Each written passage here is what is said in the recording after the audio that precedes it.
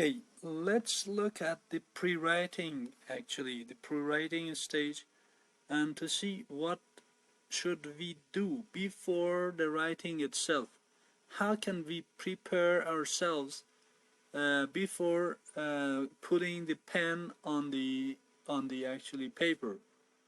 What should I do? How should I collect data?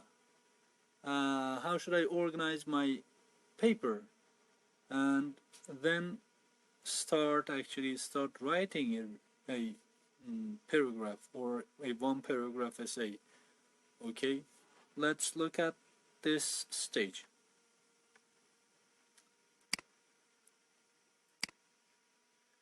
Actually, pre-writing, you know, that is happening before the writing itself, and it starts with the choosing and narrowing down your topic.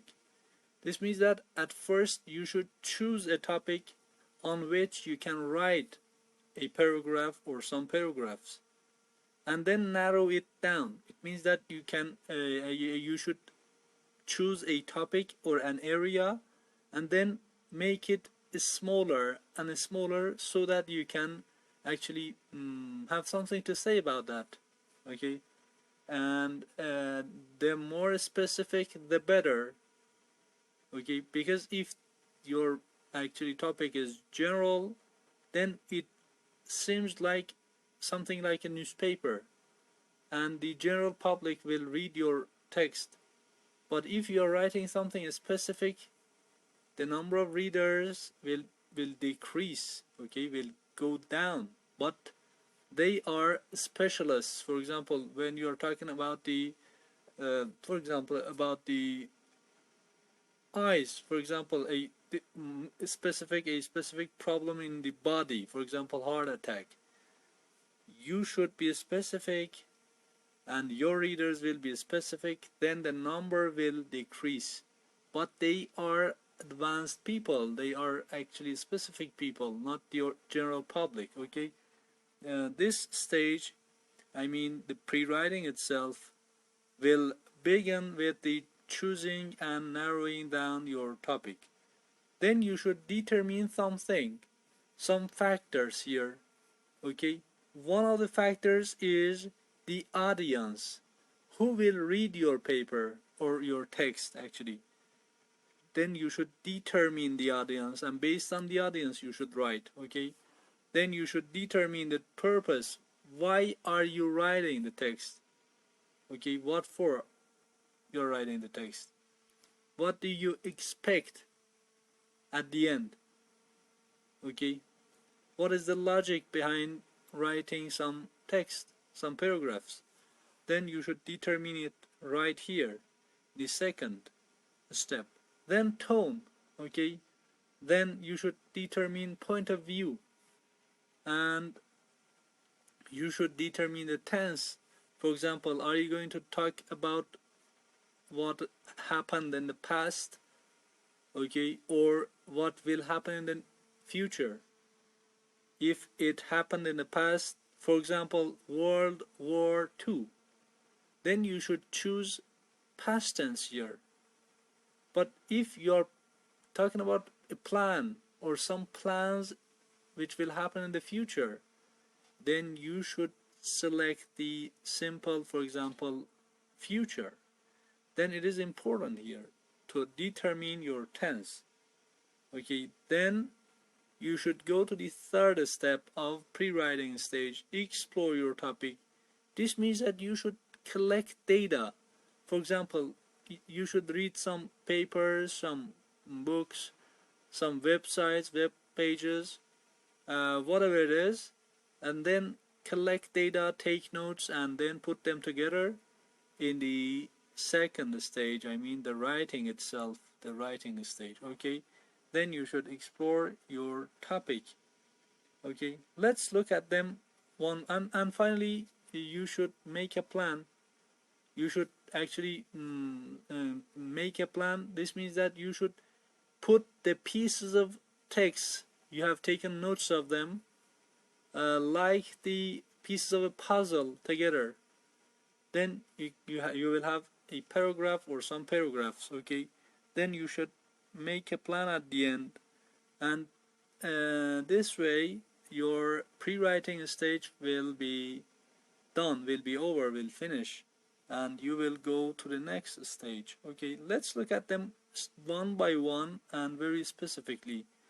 First, choosing and narrowing your topic. You know, when you are choosing a topic, you should actually ask 3 questions at least from yourself.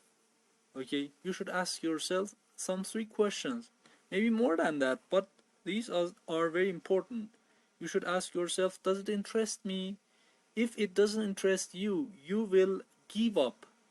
Okay, and if you don't finish, don't go until the end, then you will not have a product. I mean, you will not have a writing. Then nobody can read it. Then it is useless. Then if it is not interesting, don't go after. Okay, because sooner or later you will give it up. Okay, then if it doesn't interest you, if it is not interesting enough to actually to keep you interested, then let it go.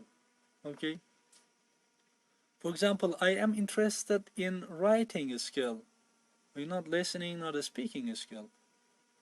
Then I am working on this skill very much, and I am preparing lectures, I'm studying about it. I have something to say about this skill. Then this make me actually motivated to talk about this skill.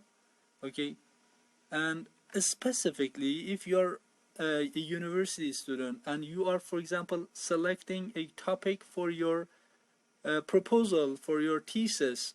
Okay, at that stage, at that actually that the time of your life, you should be very, very careful, because if you don't choose a good topic, a good research topic for your thesis, I mean for your proposal in MA program, you won't actually you won't continue searching about it in your PhD, and this is very bad for a university student. It is strongly recommended that you select some things, I mean some research topics that you can actually continue researching, I mean conducting research about that specific topic again and again when you are studying for your PhD program, and then after that postdoc, and then when you are becoming a professor even.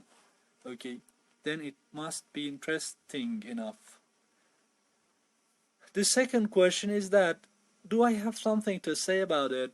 It means that if you don't have if you don't know more than other people, if you don't know more than the available literature, if you actually look at the websites, at the books, the papers, the articles, I mean, and you see that you don't have a positive actually point, I mean you don't have a strength. Okay, then it is not worth spending your time, because you don't have something new to say about that, and people know the already existing literature. Okay, and if you are choosing a topic, if you are choosing a topic for your writing, then you should know something more than others, something very specific, maybe something not known at least by a large number of people. Okay, then you can share it with others, and this will interest others, this will actually attract the attention of them, and they will read your writing. I mean they will read your paragraphs, your thesis, your proposal, your paper, whatever it is. Okay, and in the third step, I mean this actually when you are choosing and narrowing your topic down, you should have the third question as well. Is it specific or not? Is it general? If it is specific, it has some actually advantages and some disadvantages, you know that. And if it is general, it has again some advantages and some disadvantages. But if you are a university student, you should you should prefer to select topics, I mean to choose topics which are specific, because you should be specific to be seen. If you want to shine, to stand out and shine, and if you want to be considered as a scholar, if you want to attract the attention of readers, for example university students, you should be specific.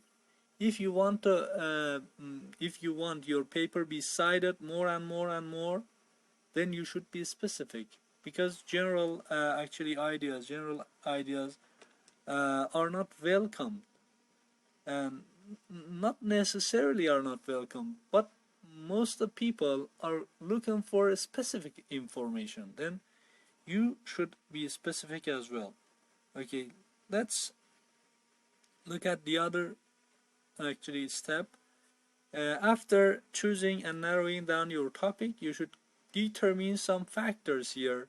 The first one was the audience. You should determine your audience. Audience means the readers, the potential readers of your text. Based on definition, your audience is composed of those who will read your writing. This means that you should know the audience beforehand, even before starting writing. This is the pre-writing stage. It means that you should know the readers at the very starting point, okay, at the very beginning. Because if you don't know them, if you don't know the readers, if you don't know their expectations, if you don't know their level of mastery, I mean their level of English knowledge, their level of general knowledge. For example, if you're a biologist, and if you don't know the readers, how much they know about the biology, then you can't meet their expectations. Then this means that your writing will be useless. Okay, then you should know your audience beforehand, and you should ask yourself, who are my readers? Are they professional people, or are they ordinary people? Are they university students or university professors?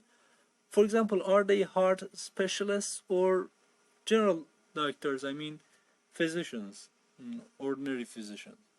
If they are specialists, if they are specific people, a group of, for example, elites, then you should write concerning, taking into account their level of mastery, okay, their expectations, okay.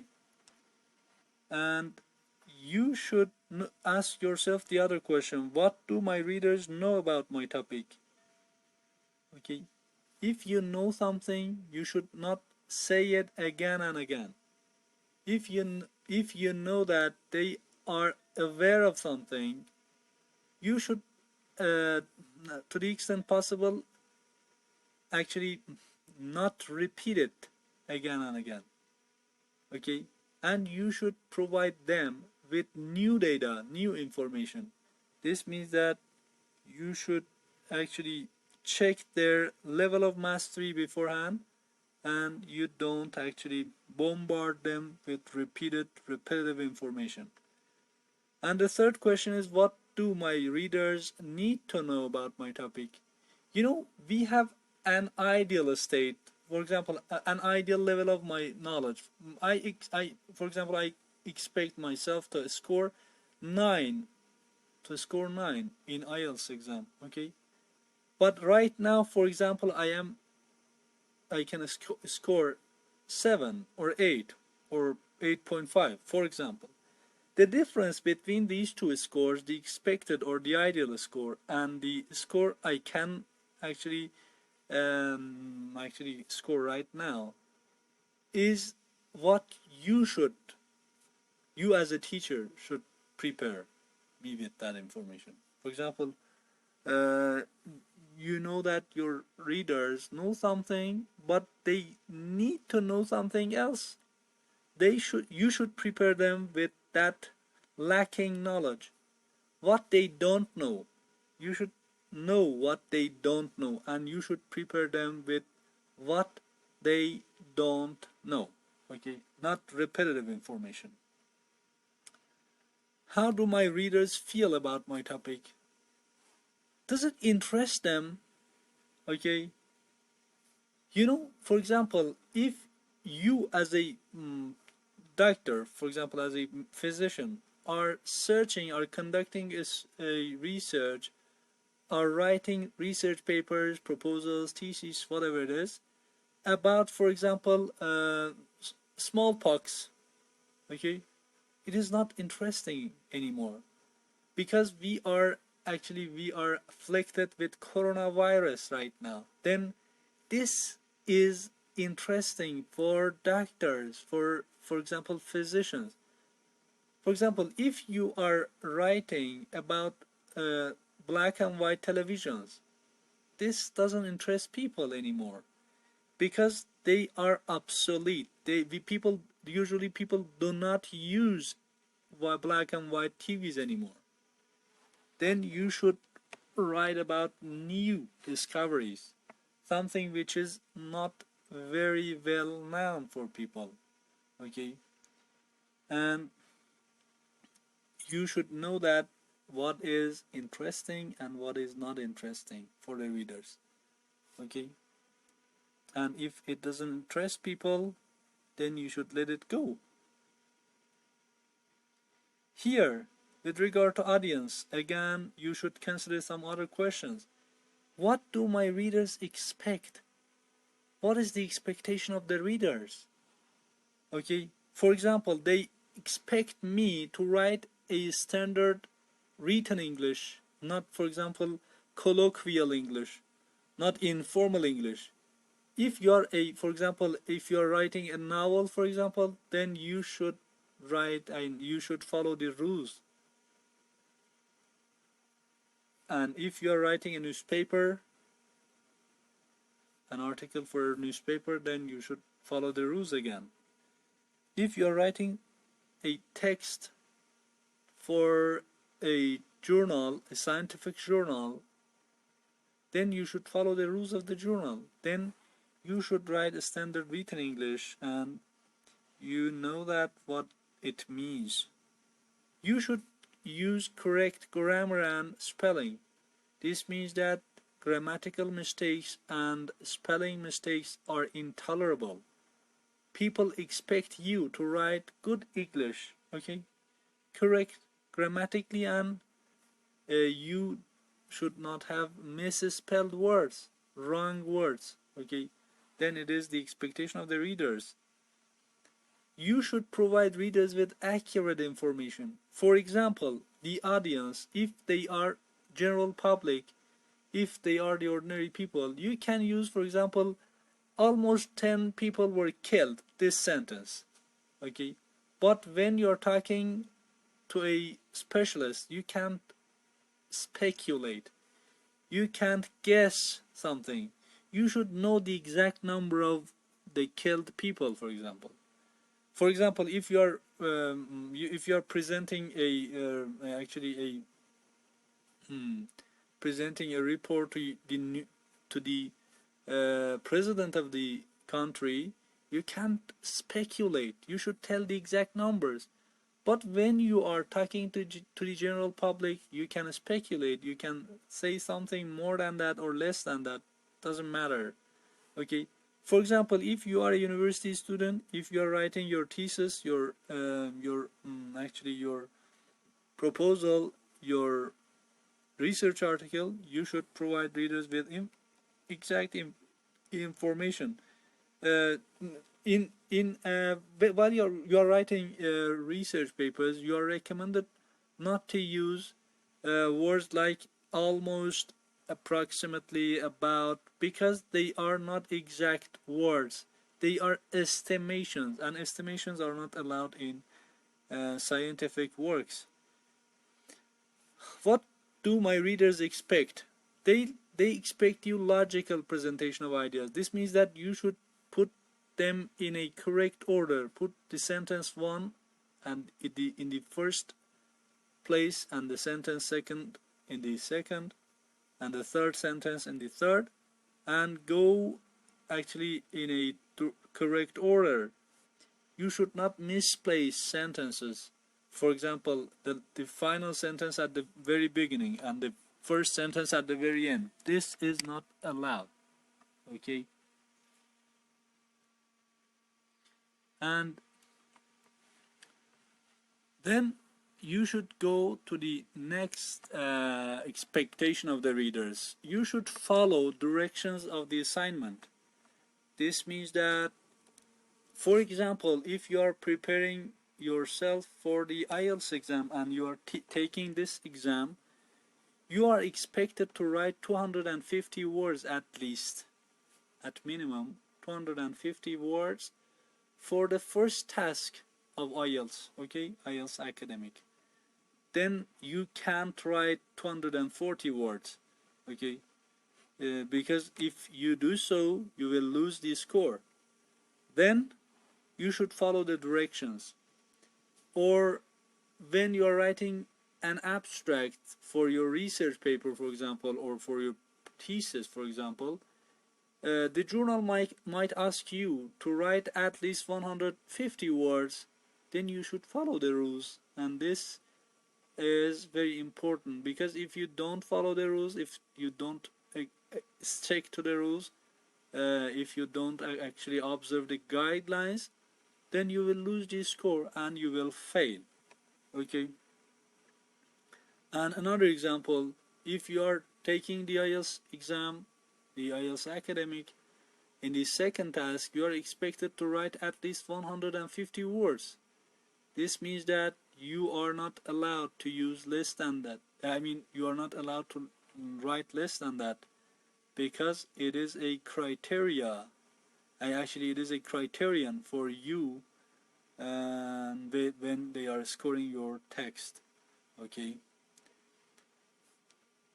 What are length requirements? It is important here. What is the time limit here? It is important. For example, it is expected that you spend 40 minutes in the first task of IELTS academic and 20 minutes for the second. Although they don't actually check the amount of time you spent on each task, you'd better actually follow the rule, because this make you more successful. This will help you succeed. What does the assignment consist of? If it has some parts, for example, or some subparts, and you should actually stick to the rule, and actually you should first read the instructions, and then based on the instructions you can write the text actually expected. Okay. Is research required? Yes.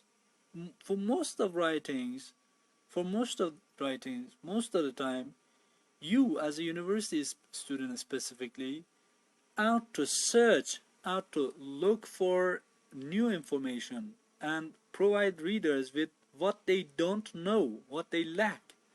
Okay. Then research is actually essential, if and especially if you are writing for elite. I mean, your readers, your audience are knowledgeable people. Okay. Then it is very important here. And what format should be used? For example, when you're writing some text, for example, they expect you to use A4 pages. Okay. Margins should be, for example, 1 inch. I don't know, the line spacing should be 1 or 1.5, or indentation is expected. The font size is important, for example 12 Times New Roman. Then you should actually stick to the rule, and you should follow the guidelines for the format. For the actually you should have a actually a kind of good text when it is seen. Its appearance should actually be actually good enough, and it is not, for example, boring for the readers. The justifications, the line spacing, the font size, font type, okay, these are very important for you when you are writing, and for me, for example, when I'm reading some text. Okay, let's look at the next step. Determine your purpose.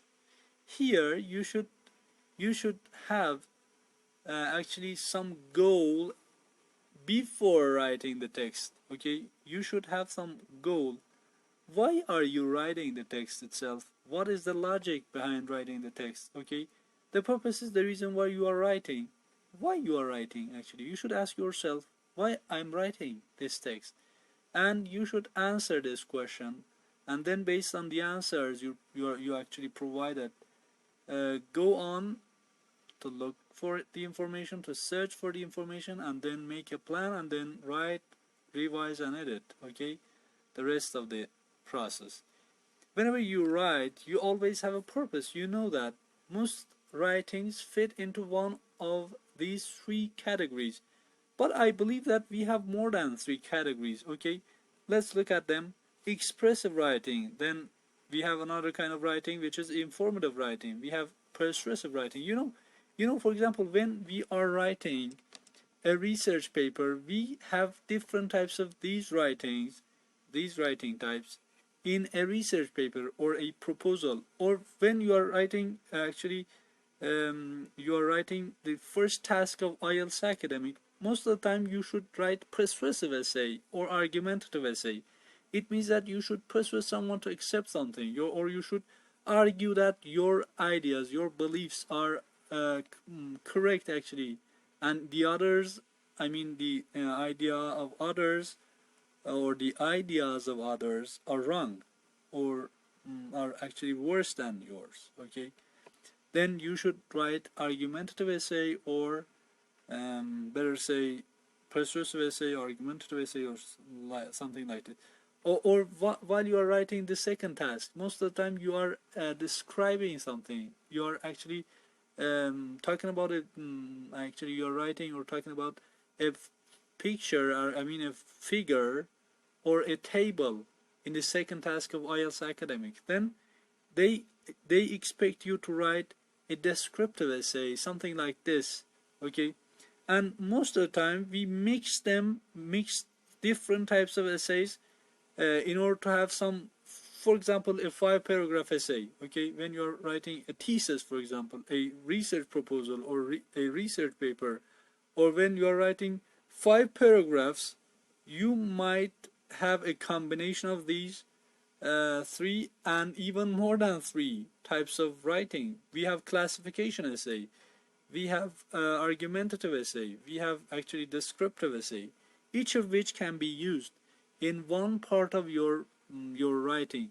For example, while you are writing a research paper, or actually thesis or dissertation as a PhD student, you use descriptive essay specifically while you are writing the methods and materials section, the 3rd chapter, okay, or the 3rd section of your thesis or your paper, methodology. Okay, in that section we have a subsection called materials, and you should describe the materials, the color of the material, the length of the material, the size of, the weight of, the origin of the material, whatever it is. Okay, then but actually when you are writing your introduction, it might be different from that one.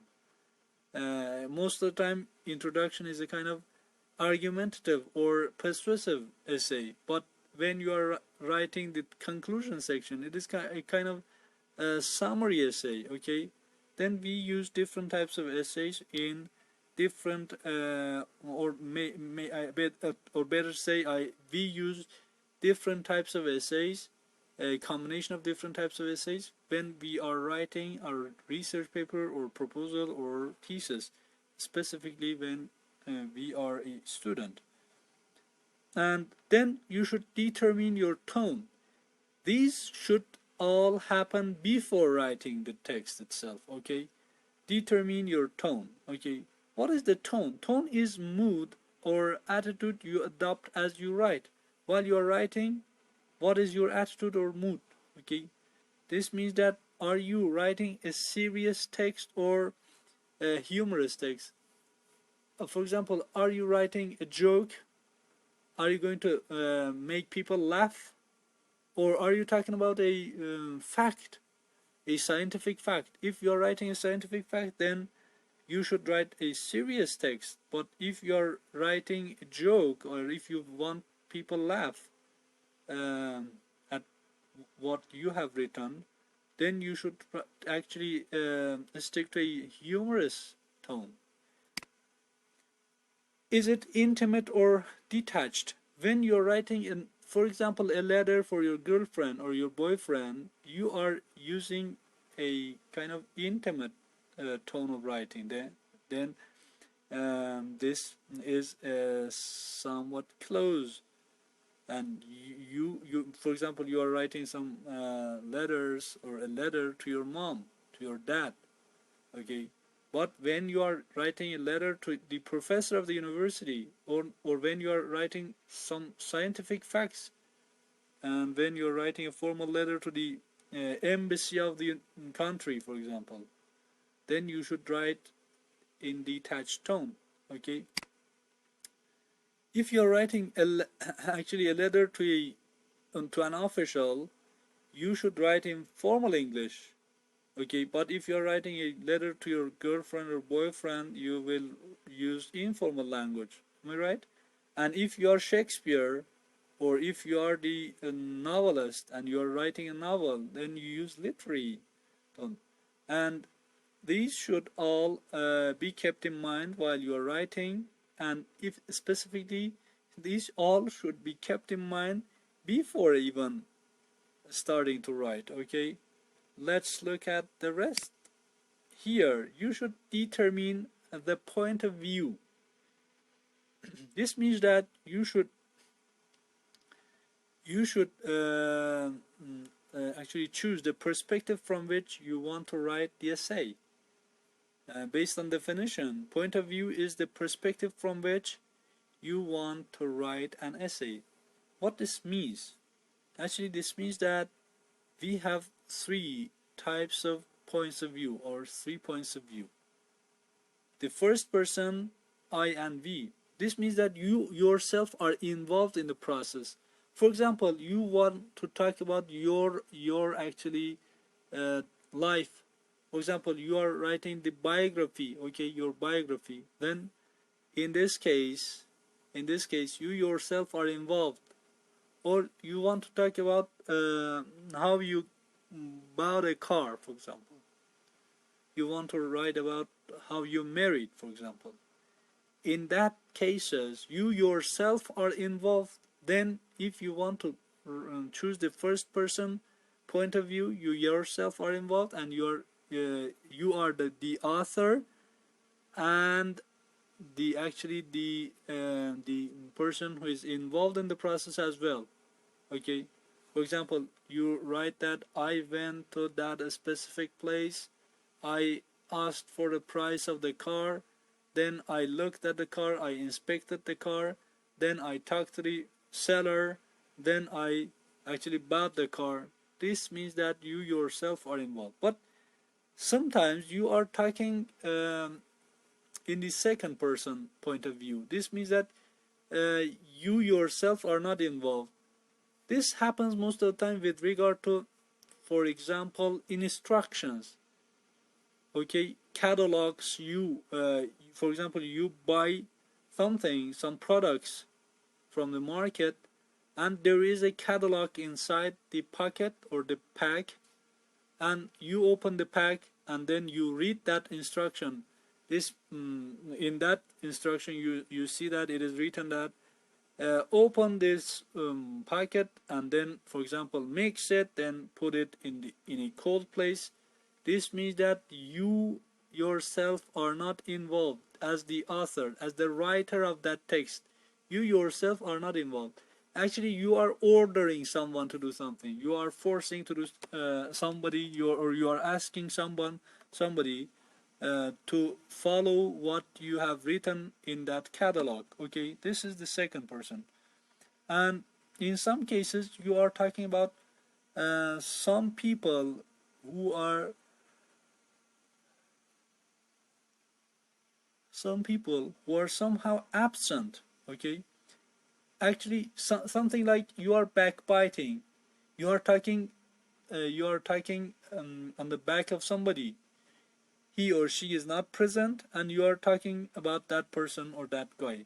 This means that you should use the third person point of view. Okay, this means that you are not involved, and you are actually talking about something in which you are not involved.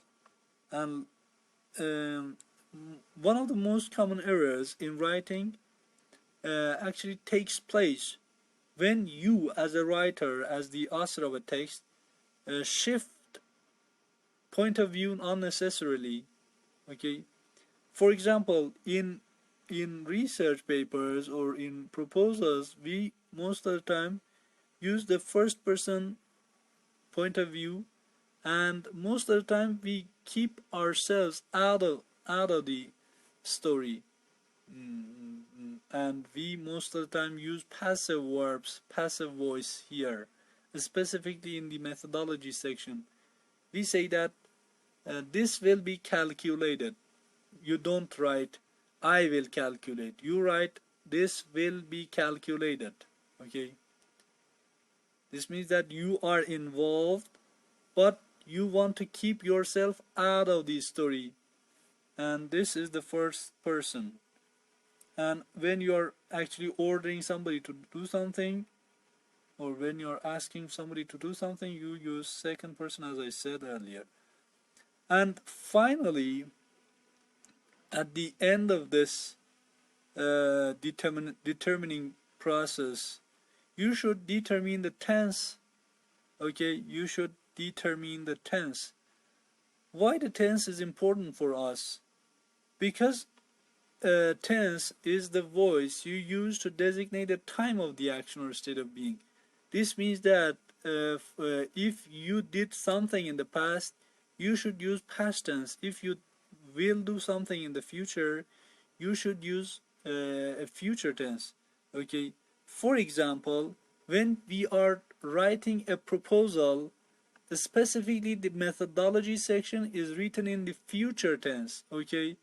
But when we are writing the research paper of that same proposal, we will write the methodology section in the past tense, because this at this stage all happened, and we are reporting what happened in the past. But when we are writing a proposal, actually we are talking about some plans for future. Then in that stage, in that time, we are using future tense. For example, we use present tense for definitions and for facts and for habits. For example, water boils at 100 degrees Celsius. This is the sentence should be written in present tense, and we have no other choice. Or for example, you say that the sun rises on the east, okay, and sets on the west. This is a fact. And when you're talking some facts, you should talk in the past tense. You should use the past tense for, or so sorry, present tense. Okay, the present tense. So sorry. And when you're talking about the Second World War or the First World War, okay, when you're talking the invasion of some country in the past to another country, for example, the invasion of, for example, Russia to Ukraine, you should use the past tense. This means that it happened in the past, okay? And if something happened in the past, we have to use the past tense, and you know that we use past tense for our research papers and actually thesis and dissertations, but future tense for our proposal, because we are proposing to do something in the future. We are promising to the supervisor, to the professor, that I will do some sorts of actions in the laboratory. Okay, I am planning to do something in the future. then we use future tense. Okay, and this is the story until the end of determining tense, mood, point of view, actually audience, and whatever it is. Then we will go to the force, the next stage.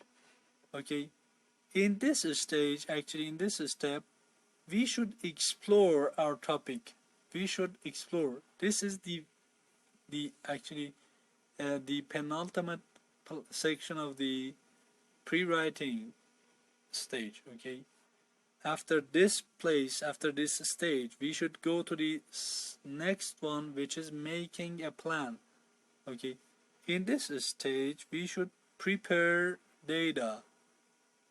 We should search and navigate the internet and find the relevant information. Here, you should know how do you organize your ideas when you are preparing to write.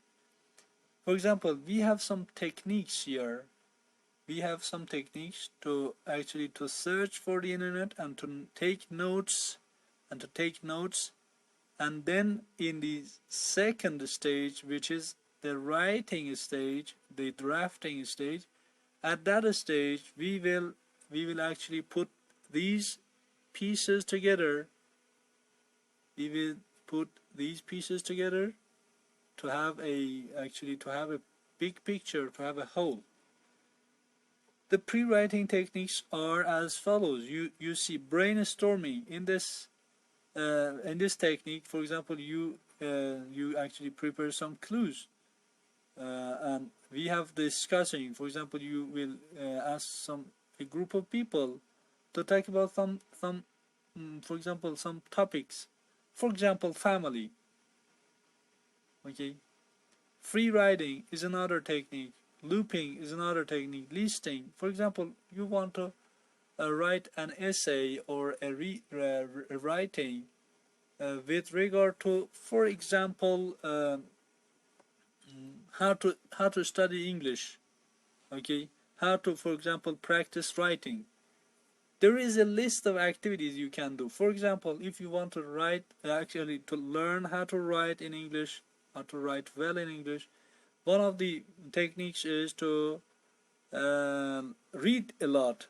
One is to take courses. One is to actually correct mistakes. Ask your peers to correct you. Actually follow some other people, or actually look at their writing and actually extract some examples, some rules, and then this is the list of what you should do if you want to learn how to write. Okay, listing is like this. Then we have outlining. You should actually order them in classes, subclasses, and or sections and subsections.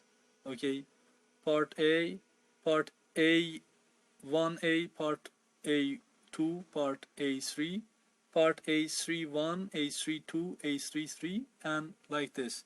This is the outlining. This can be very helpful when you're writing a research paper, a proposal, or something like this. The outlining technique is very important for you as a university student.